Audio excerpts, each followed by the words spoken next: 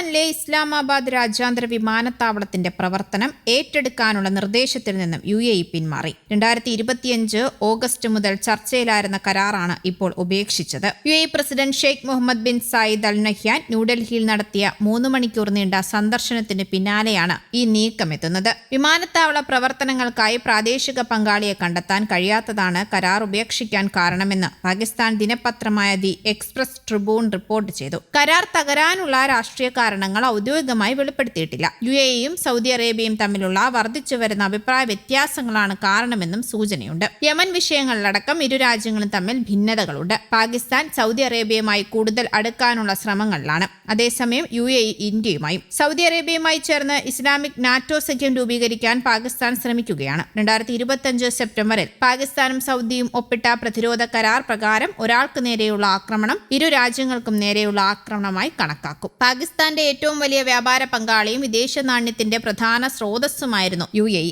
10,000-കണക്കിന് പാകിസ്ഥാനികൾ UAEയിൽ വിവിധ മേഖലകളിൽ ജോലി ചെയ്യുന്നുണ്ട്. പ്രതിരോധം, ഊർജം, നിക്ഷേപ പദ്ധതികൾ ഇരു രാജ്യങ്ങളും സഹകരിച്ചിട്ടുമുണ്ട്. എന്നാൽ വർഷങ്ങളായി പാകിസ്ഥാനിൽ നിലനിന്ന് വരുന്ന സുരക്ഷാ ആശങ്കകളും ലൈസൻസിംഗ് വിവാദങ്ങളും കാലഹരണപ്പെട്ട അടിസ്ഥാന സൗകര്യങ്ങളും ഈ ബന്ധങ്ങളെ ബാധിച്ചിട്ടുമുണ്ട്. സമീപകാല റിപ്പോർട്ട് അനുസരിച്ച് രാഷ്ട്രീയ ഇടപെടൽ പാകിസ്ഥാന്റെ സർക്കാർ ഉടമസ്ഥതയിലുള്ള സംരംഭങ്ങളിൽ വലിയ നഷ്ടങ്ങൾക്ക് കാരണമാകുന്നു. തുടർന്നവ നാമമാത്രമായ വിലയ്ക്ക് വിൽപ്പനയ്ക്ക് വയ്ക്കുകയും ചെയ്യുന്നു. സാമ്പത്തിക പ്രതിസന്ധിയെ തുടർന്ന് കഴിഞ്ഞ വർഷം പാകിസ്ഥാൻ ഇന്റർനാഷണൽ എയർലൈൻസ് സ്വകാര്യവൽക്കരിച്ചിരുന്നു. വെല്ലുവിളി നിറഞ്ഞ സാഹചര്യങ്ങളിൽ വിമാനത്താവളങ്ങൾ കൈകാര്യം ചെയ്യുന്നതിൽ UAEക്ക് അനുഭവ പരിചയമുണ്ടായിരുന്നിട്ടും ഇസ്ലാമാബാദ് വിമാനത്താവളത്തിൽ നിന്ന് പിന്മാറാനുള്ള UAEയുടെ നീക്കം പാകിസ്ഥാന്റെ മേലുണ്ടായിരുന്ന വിശ്വസ്തയുടെ വ്യക്തമായ ശോഷണമാണ് വ്യക്തമാക്കുന്നത്. പുതിയ രാഷ്ട്രീയ സാഹചര്യങ്ങൾ കണക്കിലെടുത്ത് UAE ഇന്ത്യയുമായി പുതിയ പ്രതിരോധ വ്യാപാര കരാറുകളിൽ ഒപ്പിടുകയാണ്. UAEയിൽ നിന്ന് പ്രതിവർഷം 5 ലക്ഷം ടൺ ദ്രവീകൃത പ്രകൃതിവാതകം വാങ്ങാൻ UAE president Sheikh Mohammed bin Zayed Al നഹ്യാനും പ്രധാനമന്ത്രി നരേന്ദ്രമോദിയും തമ്മിൽ നടന്ന കൂടിക്കാഴ്ചയിൽ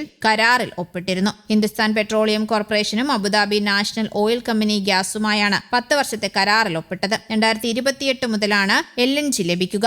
ഇന്ത്യയുടെ ഊർജ്ജ സുരക്ഷ ഉറപ്പാക്കാനും വർദ്ധിച്ചു വരുന്ന ഊർജ്ജാവശ്യങ്ങൾ നിറവേറ്റാനും കരാർ സഹായകമാകും. ഇരു രാജ്യങ്ങളും തമ്മിലുള്ള വ്യാപാരം ഇരട്ടിയാക്കാനും തീരുമാനിച്ചിരുന്നു. ഡൽഹി സന്ദർശനത്തിനു പിന്നാലെ 900 ഇന്ത്യൻ തടവുകാരെ മോചിപ്പിക്കാൻ UAE പ്രസിഡന്റ് ഉത്തരവിട്ടത് ഇന്ത്യയുമായുള്ള ശക്തമായ ബന്ധത്തിന്റെ തെളിവായും വിലയിരുത്തപ്പെടുന്നു. പതിറ്റാണ്ടുകൾക്ക് മുൻപ് പാകിസ്ഥാന്റെ വലിയ വ്യാപാര പങ്കാളിയായിരുന്ന UAE സുരക്ഷാ പ്രശ്നങ്ങളും പാകിസ്ഥാനിലെ ഭരണ കെടുകാര്യസ്ഥതയും കാരണം ഇപ്പോൾ അകലം പാലിക്കുകയാണ്. അതിനിടെ US-നെതിരെ കടുത്ത നിലപാടുമായും UAE രംഗത്തെത്തിയിരുന്നു. ഇറാനെതിരായ സൈനിക നടപടികളോട് സഹകരിക്കില്ല എന്ന് UAE വിദേശകാര്യ മന്ത്രാലയം അറിയിച്ചു. ഇറാനെതിരായ ഒരു സൈനിക നടപടിക്കും UAEയുടെ വ്യോമ, കര, സമുദ്ര അതിർത്തികൾ ഉപയോഗിക്കാൻ അനുവദിക്കില്ല.